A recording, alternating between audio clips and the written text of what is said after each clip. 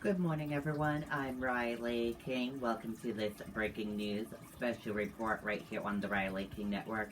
In just a little bit, President Donald Trump will be leaving the White House and heading to Joint Base Andrews, where he'll go on Air Force One and then head to Mar-a-Lago, Florida. Today is Inauguration Day, as you know, and it is a very, very different Inauguration Day because President Donald Trump will not be attending the inauguration. Normally, the president and president-elect would go in the White House together, and normally the president would show the president-elect around the White House and things, but this is a very different inauguration this time because President Trump will be not attending the inauguration. He's leaving Washington, D.C. early and headed to Mar-a-Lago, Florida. Let's listen into ABC News right now and hear what they're saying.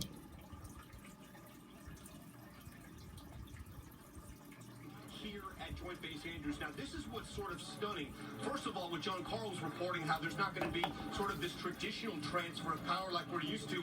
I can remember 4 years ago being on the east side of the Capitol when President Barack Obama took off in that helicopter and came over here and then flew off to California. That's not happening this time around because President Trump is not going to attend the inauguration. But here's what's very surprising, George. Look at this empty space right here. There were supposed to be, some estimates, up to 500 Trump supporters here to say goodbye to President Trump. Right now, there's nobody. It is still early. It is still pretty cold out here. We are expecting some supporters, but for someone who valued crowd support, for someone who really had to feed off a crowd, if President Trump gets over here, this space is pretty empty. It's going to be quite the sight, George. So many different things right now. A send-off like we've never seen before. And what we expect to hear from the president is a little from what we heard in his video yesterday. He's going to thank the people who helped him out. He's going to thank the country. But he's also going to say that this is not the end of his political movement, that it's just the beginning, George. Okay, Tom, thanks very much. Robin Roberts, as we're sitting here talking about this right now, I think probably just about every morning for the last 4 years when we opened up GMA, we said something to the effect of, we haven't seen anything like this before. It has been a very challenging 4 years to cover this administration and Donald Trump. And it's no surprise that it is ending the way that it is because many people were speculating, would he go to the inauguration or not? His vice president will be there, will not be there at his send-off. But George, what I'm thinking of right now is the reason that Joe Biden is about to be elected the 46th president of these United States is because of what happened in 2017 in Charlottesville. The white supremacists who were taking to the streets with torches, and Joe Biden was among those watching when President Donald Trump said there are good people, quote, on both sides. And that's when he decided to run for president. In fact, he said, if we give Donald Trump 8 years in the White House, he will forever and fundamentally alter the character of this nation. I cannot stand by and watch that happen. That's what Joe Biden said. And he said he is fighting to win back the soul of this country, which he will have those remarks in his inaugural speech coming up, looking forward, not looking back.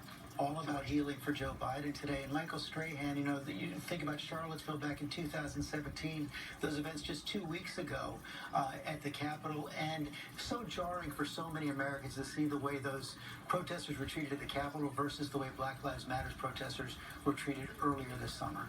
Yeah, you're right about that, George. And I think that had a lot to do with it as well. You know, some people say there are two Americas, and I think that kind of show for a lot of people that there may be two Americas in the way that people are treated. And, President Trump came in. He broke all the norms when he came into office. He is breaking all the norms when he leaves office. We're so used to the transfer of power, all the ceremony and the circumstances that go into that make it feel as if it is complete.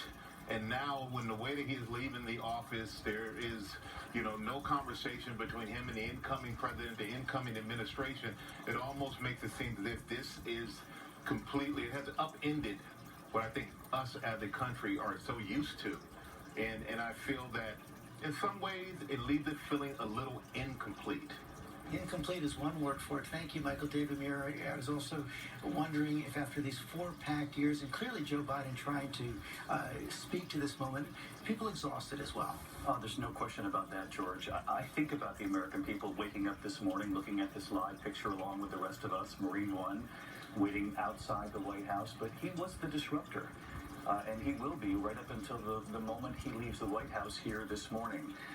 This will be the first time, as we've said this morning, that we haven't seen the outgoing president and first lady greet the incoming president-elect and first lady. And that, given the fact that we are such a divided country, that is a moment for the American people that they wait for every 4 years to help put the election behind them. And certainly more extreme this time around, given what we saw just 2 weeks ago. And all of these norms that are being broken this morning, George, you mentioned a moment ago with John Karl, the letter in the Oval Office, and I was struck 4 years ago standing in the Oval Office with then President Trump, who had just been inaugurated, and he pulled the letter out of the Resolute desk. He was so proud of that letter from President Obama, and I pulled out what he said to me. He said, "This is the letter given to me by President Obama. It's a beautiful, beautiful letter." I asked him if there was a line in the letter that struck him the most. He said, "A number of lines, so well written, so thoughtful." He put it in the drawer, which is custom. He said he really, in fact, he spent time on this. I called him and thanked him for the thought that was put into this letter. It was complex, it was thoughtful. And George, we don't know for sure, obviously, whether or not there will be a letter waiting for President Joe Biden once he's sworn in today. We'll wait and see later this afternoon. But many people doubt that there will be a letter, and they certainly doubt there'll be a phone call between the outgoing president and the incoming president-elect Joe Biden. There's been no contact at all, according to Kate Bedingfield, at all since the election. Lindsay Davis, paraphrasing Tolstoy, all inaugurations are different in their own way. Certainly true. And right now, in this particular moment, I'm reminded of June of 2015 when we all watched as Donald Trump descended that golden escalator in Trump Tower, going down to the basement to announce that he was going to run for president. And there was a small crowd there. Reportedly, some had been paid $50 to attend. Perhaps a small crowd today, but they all were there watching as that unprecedented scene rolled out, as we all watched, and we all watched this unprecedented scene before us. From a man who loves certainly pomp and pageantry, a man who once again has produced, directed, and is starring in this made-for-TV moment. But the big send-off really still fails to mask the fact that he leaves the White House the most embattled president since Richard Nixon. First one to be impeached a second time, facing that Senate trial, even though he won't be president anymore. Cecilia Vega, you've got that hat on down to the Capitol because I know it's windy out there this morning. You're our new chief White House correspondent for the Biden administration, but you've also been covering President Trump for the last 4 years as well. And I guess one of the things that helicopter Marine One sitting on the White House lawn signifies right now is he doesn't want to leave the stage. He does not want to leave the stage, George. This is a person, a man who, as Tom said, loves, relishes those crowds. But, he's been silent virtually. We have not seen Donald Trump for over a week in public now, aside from that video that he released from the White House, his departure video just yesterday. And he's going away quietly because they took his Twitter away from him. But, George, I'm standing right here. You can see behind me where President-elect, soon-to-be President Joe Biden is sworn in. And I am just struck by the weight of this moment, given where we are as a country, how much we have been through in the last 3 weeks. And I am standing on the very site where I still can't believe I'm saying this word out loud, where there was an insurrection, a riot, a mob, as protesters fueled and led by our president came to try to take over this democracy and stop this event that is about to happen from taking place. And also just the strangeness, the oddity of what is happening out here with so few people, so few dignitaries in attendance. You can see some of the chairs behind me. They're set two chairs each, one guest, and each invited person and a guest, that they were allowed to bring those chairs socially distanced. It looks like more than 6 feet apart. And as I look out onto the National Mall here over my shoulder, this sea of flags that represents the states in our country and the territories, and not a single face of humanity, the American public that is normally here. And it brings me back to the very first day of President Trump's administration, his swearing in, and sort of how that told us what was to come, as he was so angry angry at how he was covered that day and refuted for days after the crowd size that was here. I don't know that any of us in this country who've covered him or even Americans as citizens in general would have thought we would end up right here 4 years later, George. Yeah, that first White House press briefing beginning with a series of falsehoods about that crowd in the Capitol. Mary Bruce Lane bringing in our new senior White House correspondent, but of course you've been covering Capitol Hill for the last several years. And going back, Joe Biden is going to be taking that oath, becoming president, delivering his inaugural address almost 2 weeks to the day. To the minute of when that siege began to take place on Capitol Hill. And it's hard to overstate how traumatized members of Congress from both parties are by the events of that day. And of course, since that day, we have seen a remarkable shift here in Congress, especially from Republicans. So many of them coming out and saying enough, that they no longer will stand by President Trump, that they have to be a part of helping to turn the page on the Trump administration, lining up and finally admitting that, yes, Joe Biden will be the next president. You heard Republican leader Mitch McConnell just yesterday coming out and with some incredibly harsh words for President Trump, making it very clear that he's going to be able to lead that charge in turning the page. And of course, the events of the last 2 weeks are overshadowing all of this, George. And here I believe we see President Trump coming out. That's right. He's coming out with Melania Trump right now, the First Lady, walking out to that small crowd greeting him there before he heads on to Marine One. Last time he will make this walk as President of the United States, we all got used to over the last 4 years watching the President as he would walk towards Marine One, give many impromptu press conferences, talk for what was supposed to be a couple of minutes would often turn into John Carl. It could often turn into 10, 20, 30 minutes, maybe even longer. You know, it's something presidents before him really didn't do, except in very unusual circumstances. I remember one of the very first times that he went to Marine One and took that detour over to talk to those of us in the press corps, looking across over to the Rose Garden and seeing his press secretary, at that time Sarah Huckabee Sanders, running across because she had no idea that her boss was about to hold a press conference and of course felt that she needed to be there to find out what he was going to say. But this is something he started to do and did. I mean, with great regularity. I can't tell you how many times I was over there, and the president just taking questions and insulting reporters at times, and sometimes making fun of reporters. It was combat for him as much as it was a press conference. No question about that. Thank you, John. Chris Christie, as we see the president get into Marine One right there for his final ride in Marine One. You know the president well. He was a man who loved so many of the trappings of the office. Yeah, he did, George, and had great pride whenever you would go to the White House, no matter how many times I've been there over the last 4 years in showing you different new things he was doing or he had gotten. Tour of the Oval. Yeah, was giving away, or everything from the Oval Office to the bathroom off the Oval Office. He talked to you how he made that better too. I mean, so he loved the trappings of the office, and I think in many ways loved the trappings of the office more most days than he loved the job itself. I know he didn't talk to you in the final weeks of this presidency. He would not take your phone calls because you said he should stop questioning the election. It seems from reports from inside the White House, and you still know so many people there, that even up until January 6th itself, he really did believe there was a way he would remain president. George, I think this is the way to understand Donald Trump. There was part of him that knew it was over, and he would have those moments.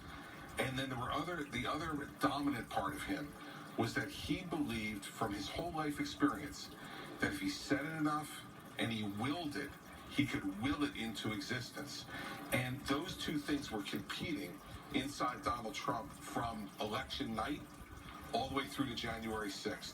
And really beyond January 6th, George, he was still talking about it.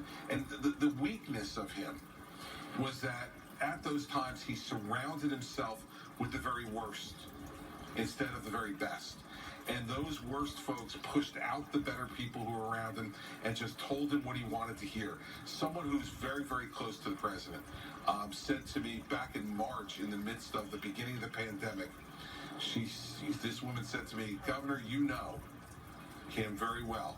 He only hears what he wants to hear." And that could end up being a fatal flaw for the President, soon to be former President of the United States. I want to go to Rachel Scott up on Capitol Hill, our new senior congressional correspondent. We see Donald Trump now leaving Washington, D.C. for the last time as that helicopter is about to take off. But Washington is not done with him. Capitol Hill now preparing for that second impeachment trial. Preparing for that second impeachment trial, George, and it will be a significant challenge for Joe Biden and his administration. He has made it clear that he wants to hit the ground running on day one. He has a massive COVID relief package that he wants to get through Congress, not to mention that long list of nominees, his cabinet secretaries that will need to be confirmed by the Senate. Now the Senate will have to juggle, possibly in the first 100 days, that second impeachment trial for President Trump, along with all of the things that Biden wants to accomplish on his agenda. A significant challenge for Biden administration and Democrats, George. Thank you, Rachel. Sarah Fagan, as we watch the president take off right there. This second impeachment trial likely to be far different from the first impeachment trial, starting with the role of the Senate Republican leader. He will not be the majority leader anymore, Mitch McConnell. He said from the start of the first trial that President Trump would not be convicted. He's not saying that now. He's not. And he's sent signals to other Republicans, in my view, that it's okay if you want to vote to convict Donald Trump. I think the majority leader is incredibly upset. You know, he is an institutionalist.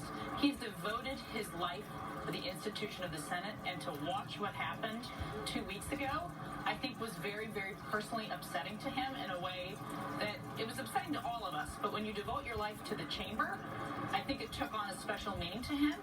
He's also really upset about what happened in Georgia. He blames Donald Trump for those losses, and I think he's right about that. He would be the majority leader, but for Donald Trump. We're seeing Marine One now fly away from the White House for the last time, carrying Donald Trump. If you are just joining us for this breaking news special report, Donald Trump is in the helicopter headed to Joint Andrews Base, where he'll get on Air Force One and head to Mar-a-Lago, Florida, his final time as president. As you can see, he is leaving the White House with Melania Trump, and they're headed to Joint Andrews Base, and he'll speak to the crowd and media, and then go on Air Force One and head to Mar-a-Lago, Florida. Let's listen back live to ABC News. Country, and that's exactly what's happening here. Like Richard Nixon, Donald Trump is going home to face a very uncertain future, including his legal fate, which will be determined in the Senate later this month and into February. Mark Updegrove, thanks. Terry Moran leaving behind a divided country right now.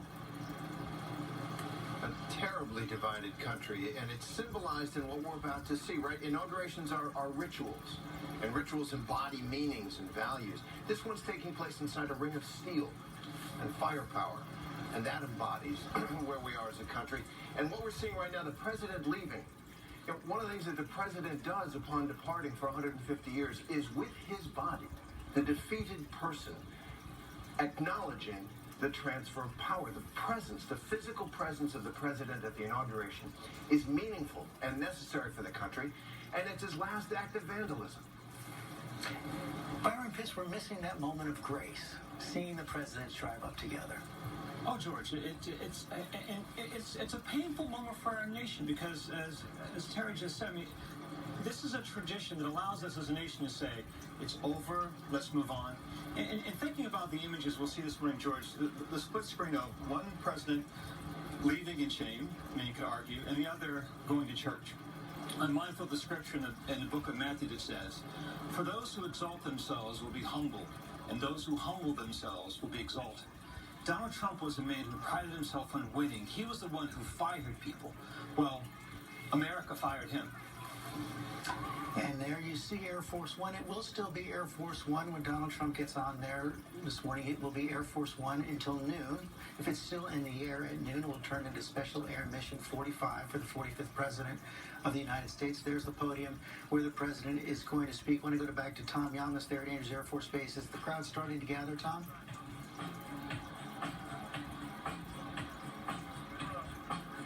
Tom, are you there?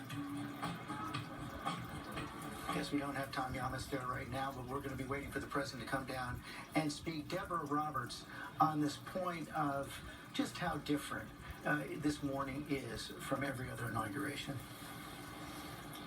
It definitely is, George. I mean, first of all, for the last 3 inaugurations, I've had the pleasure of being there in Washington, mingling with the crowd, hearing from families who were just so patriotic and so excited about being there to witness this ceremony. So it is very strange being at home and seeing an empty area there. But I want to tell you that I've spent the last few days talking with friends of mine from all around the country, from Arizona to Tennessee to Georgia, a lot of those key states that sort of, particularly Georgia, that factored into this election. And I was not sure what I was going to hear. And I was really, really surprised. And maybe I'm just being a little too optimistic. But to reflect on what Michael said earlier, what I heard from a lot of people was just exhaustion. And sort of now they're excited to exhale. They may not necessarily love the outcome of the election, but many of them expressed a desire right now to just see, to sort of check out today, see what happens. They're ready to exhale. So while they may not be there in the nation's capital, many people are at home checking this out very curiously and with big hopes that maybe, just maybe, we might be beginning to turn a page. That is the scene. Thank you, Deborah. That is the scene on the mall right there. As you see, there's not going to be a crowd on the mall today. Remember, there were almost 2 million people there for Barack Obama's inauguration back in 2008. Today, thousands and thousands of flags signifying the people who will not be at the inaugural, signifying the lives lost in America during this COVID pandemic. More than 400,000 lives lost over the last year to this pandemic. And the security situation, as we've been saying, so tight across the Capitol. I want to bring in our Chief Justice correspondent, Pierre Thomas, for more on this. Ever since that siege 2 weeks ago, Washington on the highest of alerts. George, we're witnessing the biggest security event perhaps in the history of the country. Over 25,000 National Guard, thousands of law enforcement personnel at the ready. And the reason is that they were shook to their core by that insurrection. Law enforcement officials I've been talking to say they still can't believe the level of people and the amount of people and the anger and the heat that they brought on that Capitol. They were stunned by it. And we got new details yesterday, George, about a conspiracy among some of the members who took over the Capitol, that they talked about trying to trap members of Congress in the tunnels below the Capitol and to, quote, turn on the gas. So law enforcement is reacting in the way that they are because of the horror that they saw a couple weeks ago, George. And quite frankly, today they don't expect to see any kind of numbers like they did a few weeks ago. They are concerned about armed people showing up, perhaps to try something, simply because there's so many people so angry about believing the lie that the election was stolen, George. Only 2 protests of fewer than 100 people each have been authorized for Washington, D.C. today as we see the helicopters approach. Martha Raddatz, you were out there with the crowds 2 weeks ago. It was a menacing moment, quite different this morning with those 25,000 National Guard troops spread out across Washington. It is an absolute lockdown, but still, George, when I came in this morning, when all of us came in very early this morning, there is this strong sense of history and how important this day is to the city. Seeing the sunrise over the city was quite incredible, knowing what was going to happen. And watching those helicopters now head for JBA, I am thinking of that letter that David Muir was talking about that President Trump showed him. And one of the things in that letter that he said was, we are just temporary occupants of this office that makes us guardians of those democratic institutions and traditions like rule of law, separation of powers, equal protection, and civil liberties. Regardless of the push and pull of daily politics, it's up to us to leave those instruments of our democracy at least as strong as we found them. And of course, as we hear those words, we think of what happened 2 weeks ago in the Capitol. In fact, George, I'm sitting here, I see some old notes that talk about treason, bribery, threat to national security, an act of revolt, and M4 rifles. That's where we were 2 weeks ago. That's why we are where we are today with this city in virtual lockdown. But those democratic institutions will go forward. They held. Our democratic institutions were tested 2 weeks ago. They've been tested over these last 4 years, but they have held. We're told that President Trump did speak for just a couple of minutes before he got on Marine One. Let's listen in. Mr. President.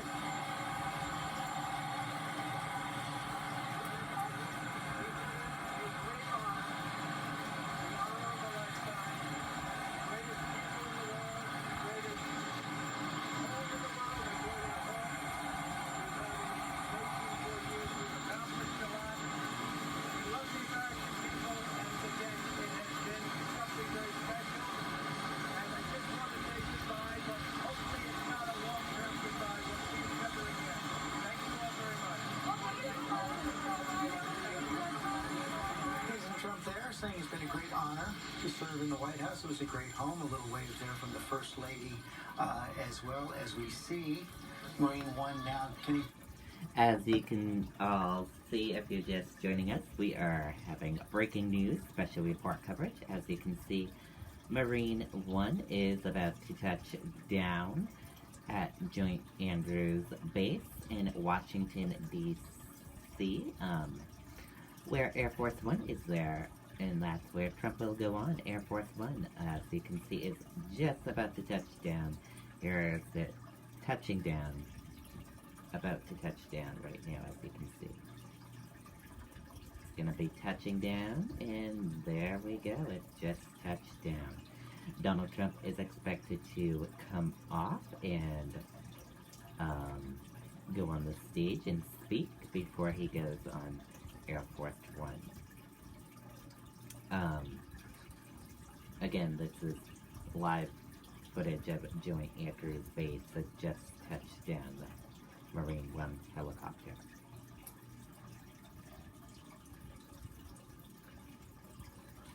And you're watching it making its way over near Air Force One and near the stage, as you can see. So yeah, but let's listen in. Shortly after we reported our first time, about 100 to 200 Trump supporters filed, and you can see them just behind me.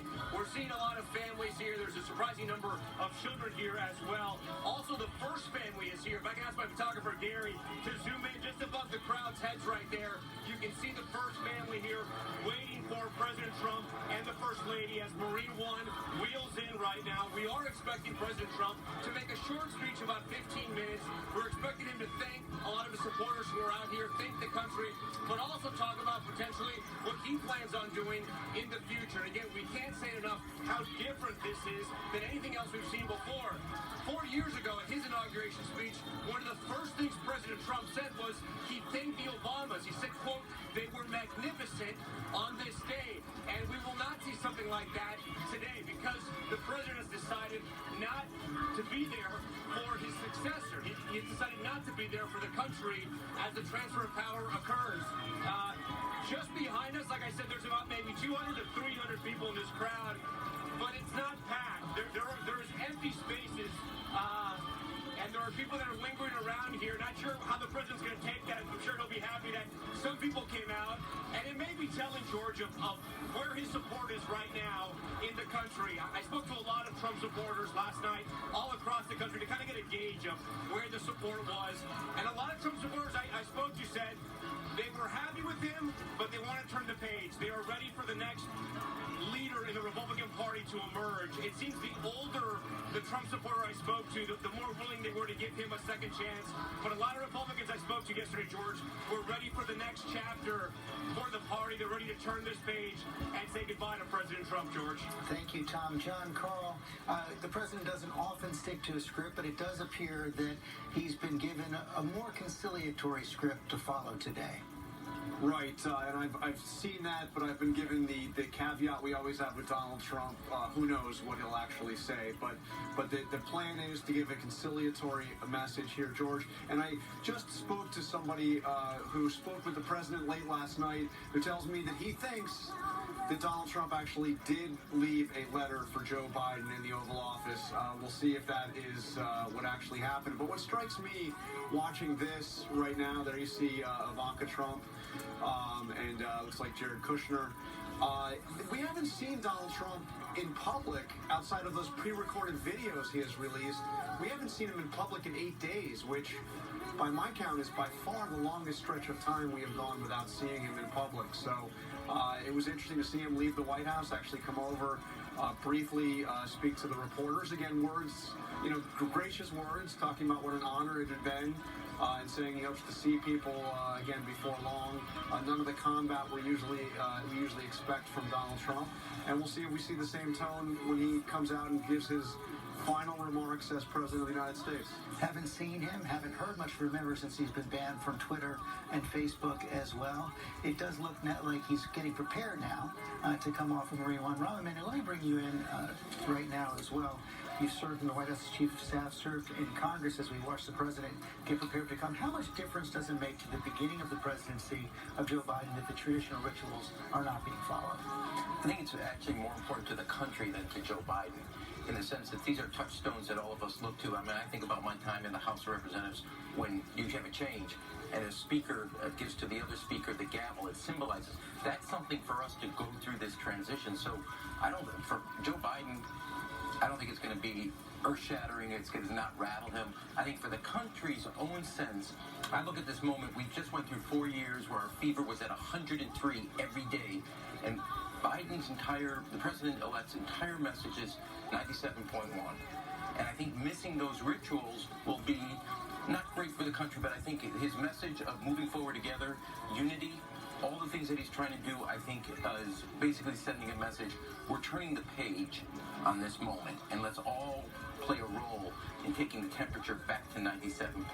And in every public appearance in the last week for Joe Biden, it seems like he's trying to do his best to soothe the country.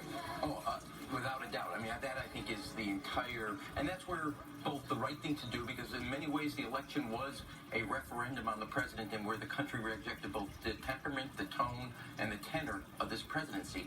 And so Biden and his own, President-elect Biden and his own DNA is about, we can do this. We're all of one country. We're all of one mission and one purpose in that effort. And I think that, to me, is where he both has the greatest opportunity. Ladies and gentlemen, the attention will be obviously in the agenda with that tone. President being introduced right now. Looked like he gave a final thank you to his pilots there on Marine One from the First Lady as well. As we said, we expect the president to speak for about 15 minutes, some prepared remarks. He put out a videotaped farewell address last night. As John Carlos said, he has not appeared before reporters since over the last 8 days. But he is going to speak now here at Andrews. Tom Yamas, he wanted a military flourish. We're hearing the military band. Yeah, that's right. He wanted the 21-gun salute. We're hearing this cannons firing off right now. There was supposed to also be a flyover, the reports of a flyover. That's not going to happen tonight. But we have the military band playing. The cannons are firing off. The plane, Air Force One, just behind him as he sets to take the stage. And just like he did during his campaigns, George, when he had his own private plane behind him, now Air Force One, the final moments, the final hours of the Trump presidency right in front of our eyes as he's greeting supporters, just steps from taking that podium. And again, moments away from ending this presidency, George. That's right. Tight smile there from the president, pushing the podium for the last time as president. Thank you very much.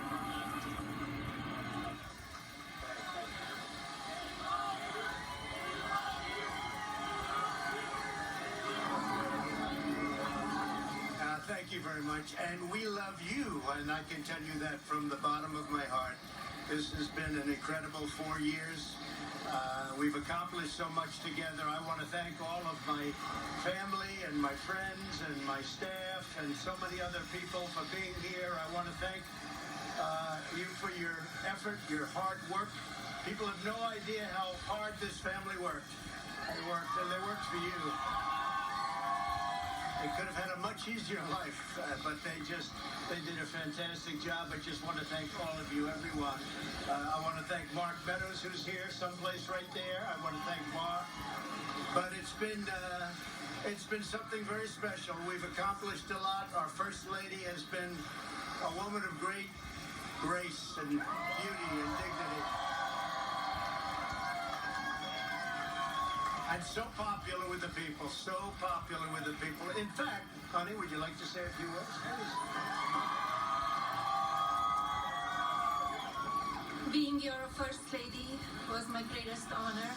Thank you for your love and your support. You will be in my thoughts and prayers. God bless you all. God bless your families. And God bless this beautiful nation. Thank you. What else has to be said, right? But what we've done, that's true, great job. What we've done has been amazing by any standard. We rebuilt the United States military. We created a new force called Space Force. That in itself would be a major achievement for a regular administration. We were not a regular administration. We took care of the vets, 91% approval rating. They've never had that before. The vets have given us, the VA, the vets have given us an approval rating like has never been before. We took care of our vets and our beautiful vets. They were very badly treated before we came along. And as you know, we get them great service and we pick up the bill and they can go out and they can see a doctor if they have to wait long periods of time. We got it so that we can sadly get rid of people that don't treat our vets properly. We didn't have any of those rights before when I came on, so our vets are happy, our people are happy, our military is thrilled. We also got tax cuts, the largest tax cut and reform in the history of our country by far. I hope they don't raise your taxes, but if they do, I told you so. And if you look at the regulations, which I consider the regulation cuts to be maybe even more important, that's why we have such good and have had such good job numbers. The job numbers have been absolutely incredible. When we started, had we not been hit by the pandemic, we would have had numbers that would never have been seen. Already our numbers are the best ever. If you look at what happened until February a year ago, our numbers were at a level that nobody had ever seen before. And even now, we really built it twice. We got hit. Nobody blames us for that. The whole world got hit, and then we built it again. And now the stock market is actually substantially higher than it was at its higher point prior to the pandemic. So it's really, you could say we built it twice. And you're going to see incredible numbers start coming in if everything is sort of left alone. Be careful. Very complex. Be careful. But you're going to see some incredible things happening. And remember us when you see these things happening, if you would. Remember us, because I'm looking at elements of our economy that are set to be a rocket ship up. It's a rocket ship up. We have the greatest country in the world. We have the greatest economy in the world. And as bad as the pandemic was, we were hit so hard, just like the entire world was hit so hard. Places that thought they got away with it didn't get away with it. They're suffering right now. But we did something that is really considered a medical miracle. They're calling it a miracle, and that was the vaccine. We got the vaccine developed in 9 months instead of 9 years or 5 years or 10 years or a long time. It was supposed to take a long time, many, many years to develop a vaccine. We have 2 out. We have another one coming almost immediately. And it really is a great achievement. So you should start to see really good numbers over the next few months. I think you're going to see those numbers really skyrocket downward. And I can only say this, we have worked hard. We've left it all, as the athletes would say, we've left it all in the field. We don't have to come and say, we'll never say in a month when we're sitting in Florida, we're not going to be looking at each other and saying, you know, if we only worked a little bit harder, you can't work harder. And we had a lot of obstacles, and we went through the obstacles, and we just got 75 million votes, and that's a record in the history of sitting presidents. That's an all-time record by a lot, by many millions. In the history of sitting presidents, it's been really just an honor. One of the things we're very, very proud of is the selection of almost 300 federal judges and 3 great Supreme Court justices. That's a very big number. That's a record-setting number. And so we've done a lot, and there's still things to do. The first thing we have to do is pay our respects and our love to the incredible people and families who suffered so gravely from the China virus. It's a horrible thing that was put into the world. We all know where it came from, but it's a horrible, horrible thing. So be very careful. Be very, very careful. But we want to pay great love to all of the people that have suffered, including families who have suffered so gravely. So with that, I just want to say you are amazing people. This is a great, great country. It is my greatest honor and privilege to have been your president.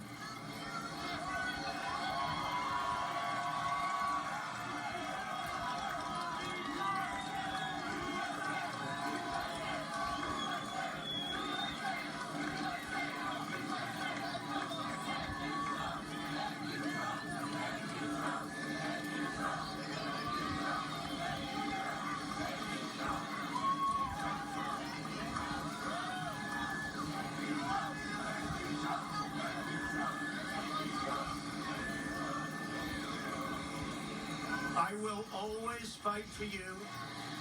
I will be watching, I will be listening, and I will tell you that the future of this country has never been better. I wish the new administration great luck and great success. I think they'll have great success. They have the foundation to do something really spectacular.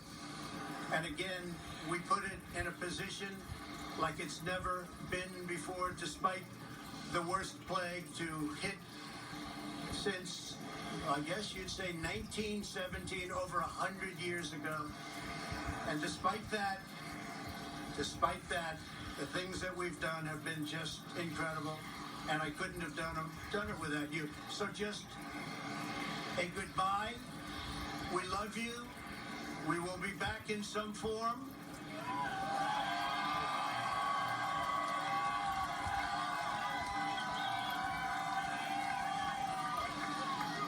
And again, I want to just, in leaving, I want to thank our Vice President, Mike Pence, and Karen. I want to thank Congress, because we really worked well with Congress, at least certain elements of Congress.